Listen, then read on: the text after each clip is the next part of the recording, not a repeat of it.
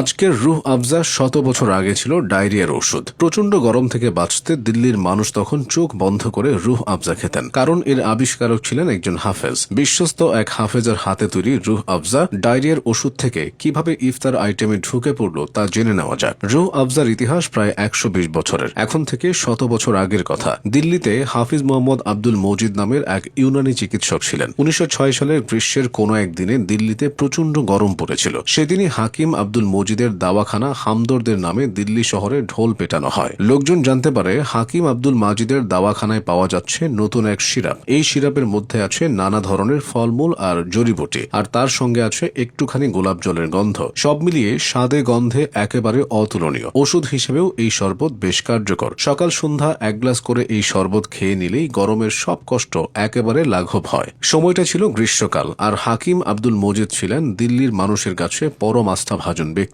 ফলে সেদিন তার দাওয়াখানা হামদর্দের সামনে দারুণ ভিড় জমে যায়। কথিত আছে প্রথম দিনে 1 ঘন্টার মধ্যেই নাকি 100 বোতল সিরাপ বিক্রি হয়েছিল। এই ঘটনার পরদিন থেকে লোকের ভিড় বাড়তেই থাকে। হাকিম সাহেব তার শরবতের চাহিদা বুঝতে পেরেছিলেন। আসলে এই শরবতে এখনকার রুহ আফজা। হাকিম আব্দুল মজিদ তার শরবত তথা রুহ আফজার ব্যাপক কাটতি দেখে ইউনানি ঔষধের দাওয়াখানা থেকে রুহ আফজাকে আলাদা করে ফেলেন। তৈরি করেন আলাদা কারখানা। দিল্লির অদূরে গাজিয়াবাদ শহরে এই কারখানা তৈরি হয়। বেশ ভালোই চলছিল রুহ আফজার ব্যবসা। এদিকে ঘটে যায় আরও একটি ঘটনা। 1911 সালে কলকাতাকে বাদ দিয়ে দিল্লিকে ব্রিটিশ ভারতের রাজধানী করা হয়। দেশ বিদেশ থেকে দিল্লিতে লোকজনের আনাগোনা বাড়তে থাকে, তাই রুহ আফজার জনপ্রিয়তাও লাফিয়ে লাফিয়ে বাড়তে থাকে। এভাবেই একসময় দিল্লি হয়ে ওঠে নেহারি, বাদামিপুরি আর রুহ আফজার শহর। দিল্লি শহর তো বটেই, আশেপাশের এলাকাতেও রুহ আফজার জনপ্রিয়তা বাড়তে থাকে। শুধু তাই নয়, ভারতীয়দের পাশাপাশি ব্রিটিশ কর্মচারীদের কাছেও রুহ আফজা হয়ে ওঠে অতি জনপ্রিয় পানীয়। 1940 সালের দিকে ভারতীয় মুসলিম সমাজে ইফতারের আসরে রুহ আফজা একটি গুরুত্বপূর্ণ অনুষঙ্গ হয়ে ওঠে। এসবের মধ্যেই চলে আসে দেশভাগ।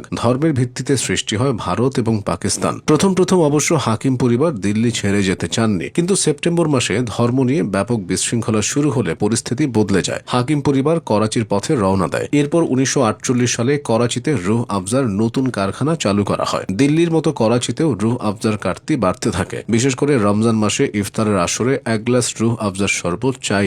1971 সালে আবারও দেশ ভাগ হয়। পাকিস্তানের বিরুদ্ধে দীর্ঘ 9 মাস লড়াই করে বাংলাদেশ স্বাধীন হয়। পূর্ব বাংলার জনগণের মধ্যেও তখন রুহ আফজার জনপ্রিয়তা ছিল, তাই তাদের জন্য আলাদা একটি কারখানা তৈরি করতে হয়। এরপর রুহ আফজার ব্যাপ্তি তো পুরো উপমহাদেশে ছড়িয়ে পড়ে। বাজারে এখন নানা ধরনের ব্র্যান্ডেড শরবতের অভাব নেই, কিন্তু রুহ আফজার চাহিদা একটুও কমেনি। সবচেয়ে বড় কথা, রুহ আফজার দাম আজও সাধারণ মানুষের সাধ্যের ভেতরে আছে। আর রুহ আফজার সম্পূর্ণটাই তৈরি হয় ভেষজ উপাদান থেকে। এমন প্রাকৃতিক স্বাদ ও গন্ধ আর কোনো সিরাপেই পাওয়া যায় না। দেশ ভাঙতে ভাঙতে 3টে টুকরো হয়েছে, কিন্তু সেই ভেঙে যাওয়া দেশকেই ধরে রেখেছে রুহ আফজা, ধরে রেখেছে ইতিহাসও।